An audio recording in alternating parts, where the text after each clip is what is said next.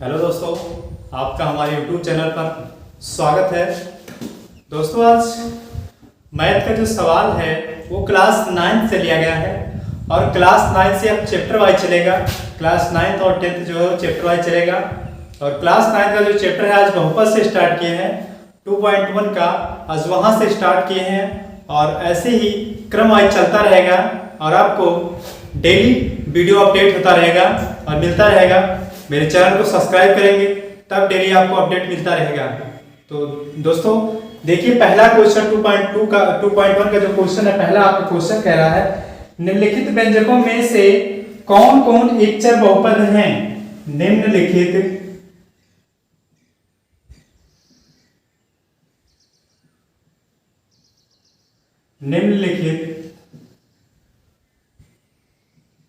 व्यंजकों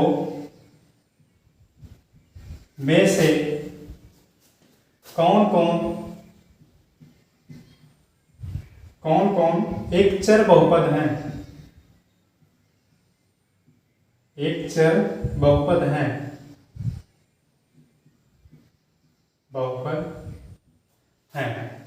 पहला क्वेश्चन आपका है 4x² - 3x + 7। मेरे प्यारे दोस्तों, इस क्वेश्चन को कह रहा है निम्नलिखित व्यंजकों में से कौन कौन एकचर बहुपद हैं। एकचर बहुपद को हमें छांटना है। एकचर बहुपद हैं तो देखते हैं। एकचर बहुपद इसमें यहाँ है, या तो x है वहां पे एकचर बहुपद है, तो हम क्या लिखेंगे इसमें, ऐसे लिख देंगे एकचर क्या है, x एकचर बहुपद है, ऐसे लिख देंगे। बहु में x में जो है वो एकचर बहुपद में बहुपद है, बहुपद है। किसमें, 3 में जो है वो हमारा x में एकचर बहुपद है। तो अगला क्वेश्चन देखिए, दूसरा क्वेश्चन आपका है y² + √2। इसमें देखिए दोस्तों, एकचर बहुपद, एक चर y है, y में बहुपद है, तो मेरे प्यारे दोस्तों समझ में आ रहा क्वेश्चन।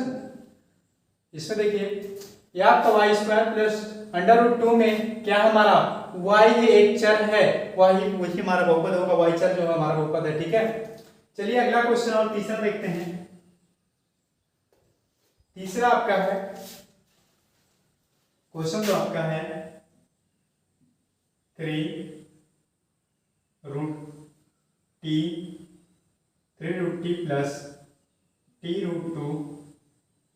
अब इसमें क्या करना है, इसमें हमें क्या करना है, बहुपद इसमें भी बताना है एकचर बहुपद है या नहीं। तो इसको पहले हम लगा लेते हैं। पहले इसको हम बनाते हैं क्योंकि इसके कुछ घात होना चाहिए, तो इसको हम बनाते हैं। देखिए 3t(1/2 + t√2) है। ऐसे इसको हमने बना लिया, क्योंकि देखिए ऐसे बना लिया इसको हमने। अब इसको क्या करेंगे हम, एक चर, अब ऐसे लिखेंगे हम, क्या है, एक चर है, एक चर है लेकिन बहुपद नहीं है। लेकिन क्या,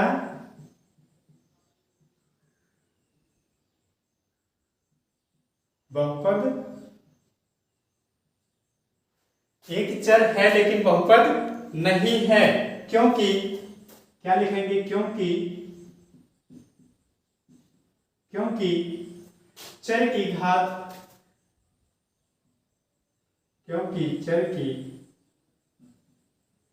चर की जो घात है वह क्या है हमारी, चर की घात 1/2 यानी आधा है, वह हमारा क्या है, वह हमारा एक पूर्ण संख्या नहीं है। तो हम क्या मानेंगे, एक पूर्ण संख्या, एक पूर्ण संख्या नहीं है, ऐसे लिख देंगे, एक पूर्ण संख्या नहीं है, इसलिए हमारा क्या है, एकचर बहुपद नहीं है। ठीक है दोस्तों, अगला क्वेश्चन चलते हैं हम। अगला क्वेश्चन आपका चौथा है आपका y प्लस 2/y आपका हो गया। अब इसको क्या करेंगे, इसको भिन्न के तरीके से लगा करके इसको लगाएंगे तो हमारा हो जाएगा y प्लस 2 माइनस नहीं, ऐसे आपका हो जाएगा कितना, y प्लस तो 2y माइनस 1 हो जाएगा, मतलब इससे जो घात है वो -1 हो जाएगा। ठीक है मेरे प्यारे बच्चों, कितना हो जाएगा, 2y हो जाएगा। अब इतना हमारा हो गया तो इसको भी हम लिखेंगे, या हमारा अभी क्या, हमारा एक चर तो है, या हमारा क्या है, एक चर है, एक चर है, लेकिन बहुपद नहीं है। लेकिन क्या, बहुपद, एक चर है लेकिन यह क्या है, बहुपद नहीं है, क्योंकि लिखेंगे हम, क्योंकि इसकी जो घात है वो क्या है आपकी, ये जो है आपकी, ये क्या है आपका y-1 है, यह हमारा क्या है, इसकी जो घात है या क्या है, एक जो हमारा है, या जो इसकी जो घात है हमारी क्या है, एक पूर्ण संख्या नहीं है, तो हम इसको क्या करेंगे, यह हमारी क्या है की घात जो है इसको हम क्या करेंगे, यह हमारी पूर्ण संख्या नहीं है, पूर्ण संख्या नहीं है, क्या है, पूर्ण संख्या हमारी ये नहीं है, इसलिए हम क्या करेंगे, हमारी चर नहीं है। अब और अगला क्वेश्चन करते हैं, 5वां नंबर क्वेश्चन हमारा है, 5वां नंबर क्वेश्चन हमारा है x के घाते 10 प्लस आपका y के घाते 3 प्लस t के घाते 50 है। इसमें यह बहुपद है, यह क्या हमारा बहुपद तो है, ऐसे लिखेंगे, यह बहुपद है, लेकिन बहुपद तो है परंतु या लेकिन कुछ भी लीजिए, लेकिन इसमें एक कंडीशन दिया गया है, यह एक चर नहीं है, बहुपद तो है लेकिन यह एक चर नहीं है, चर नहीं है, बहुपद तो है लेकिन यह एक चर नहीं है, तो हम क्या करेंगे, यह एक चर नहीं है, क्यों नहीं है, क्योंकि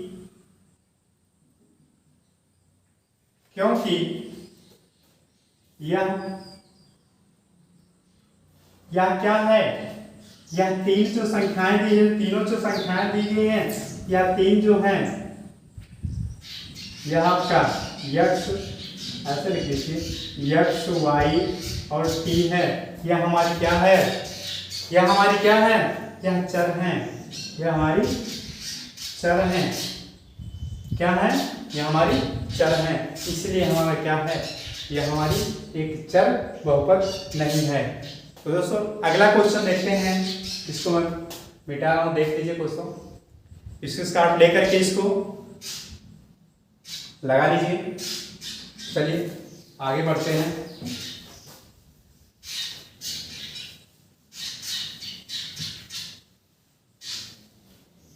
ये आपका क्लास 9 से है क्वेश्चन बच्चों, ये आपकी क्लास 9 से 2.1 का क्वेश्चन है।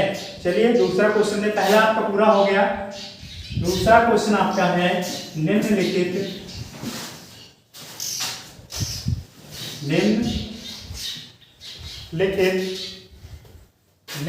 में से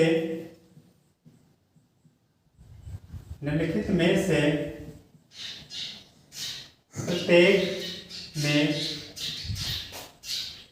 x² का गुणांक लिखिए।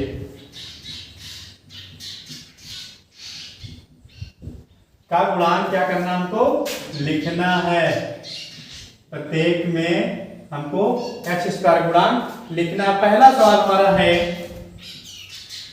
2 + x² + x, इससे हमारा x² गुणांक कितना है, मेरे प्यारे बच्चों, हमारा एक्स स्क्वायर ये है, इसका गुणांक जब कोई संख्या दिया नहीं तो हमारा एक है, तो हम लिखेंगे ऐसे लिखेंगे, ऐसे लिख लेंगे में एक्स स्क्वायर का गुणांक एक है। कितना है? एक है। इस एक्स स्क्वायर का गुणांक क्या है? एक है। अगला क्वेश्चन आपका है 2 minus x square plus x cube में एक्स स्क्वायर का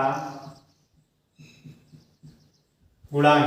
देखिए एक्स स्क्वायर इसमें भी है और एक यहाँ भी है, लेकिन इसमें क्या है? माइनस लगा और यहाँ क्या लगाएंगे हम? -1 लगा देंगे। यह हमारा क्या है? इसमें एक्स स्क्वायर गुणांक क्या है? -1 है। तो हम क्या करेंगे? हमारा ये 1 हो गया। अब हमारा तीसरा देखते हैं। तीसरा हमारा है π/2 एक्स स्क्वायर प्लस एक्स। क्या है? प्लस एक्स है। अब इसमें क्या करेंगे? में एक्स स्क्वायर का गुणांक। देखिए यहाँ एक्स स्क्वायर का मान जो है आपका π/2 है, तो यहाँ क्या रखेंगे हम? π/2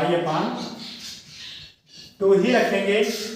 अगला क्वेश्चन आपका एक और है इसी में, चौथा क्वेश्चन आपका √2 x - 1। अब इसमें एक्स स्क्वायर तो कोई संख्या दिया नहीं है, तो हम क्या करेंगे? जब एक्स स्क्वायर कोई संख्या दिया नहीं गया तो हम एक्स स्क्वायर ले लेंगे, ऐसे ले लेंगे हम 0x स्क्वायर प्लस √2x - 1 हो गया। अब इससे हम क्या करेंगे? एक्स स्क्वायर ऐसे लिख लेंगे पहले हम में एक्स स्क्वायर का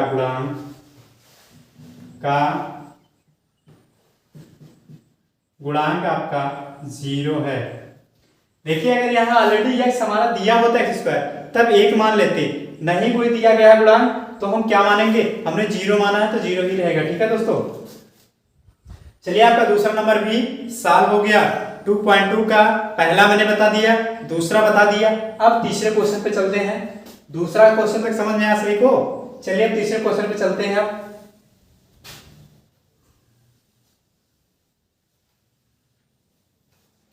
तीसरा क्वेश्चन क्या है आपका?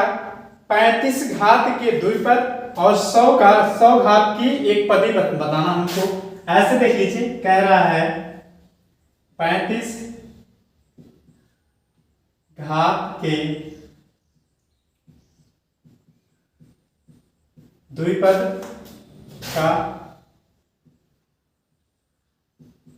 और 100 घात के एक पदी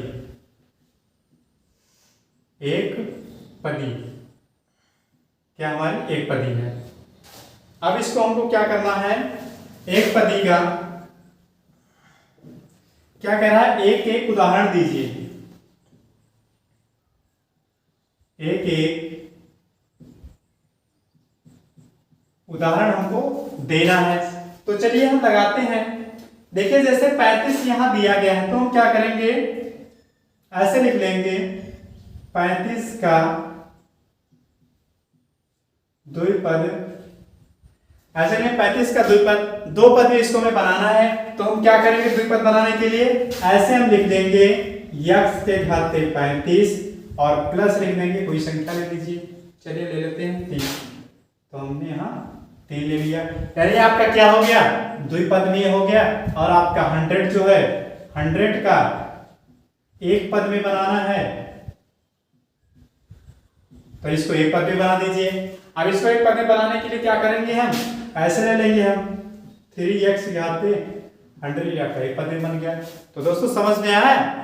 ऐसे ही क्वेश्चन है आपका, द्विपद को बनाना है 2 पद में बना लेंगे, एक पद को बना लेंगे एक पद में बना लेंगे। आप देखिए अगला क्वेश्चन, और ये आपका कितना? तीसरा नंबर क्वेश्चन था। तीसरा नंबर क्वेश्चन भी आपका सॉल्व हो गया। देख लीजिए अच्छे से हट लेकर के इसको समझ लीजिए और लगा लीजिए अच्छे से। चलिए अगला क्वेश्चन चलते हैं हम। चौथा क्वेश्चन, चौथा क्वेश्चन है निम्न लिखित बहुपदों में से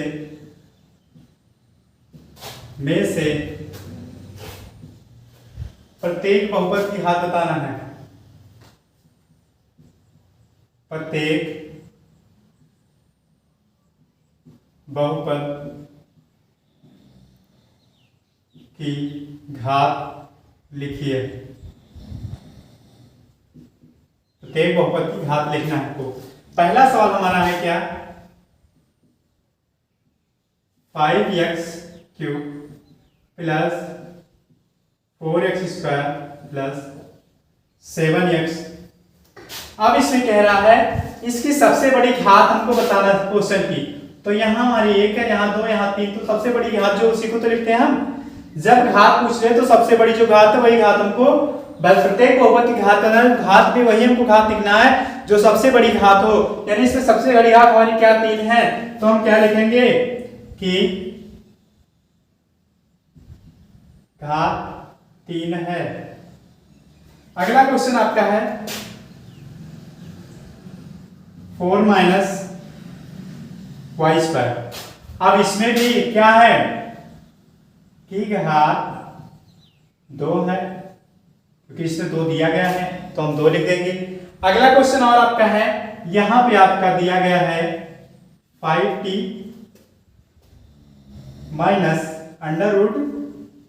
-√7 दिया गया।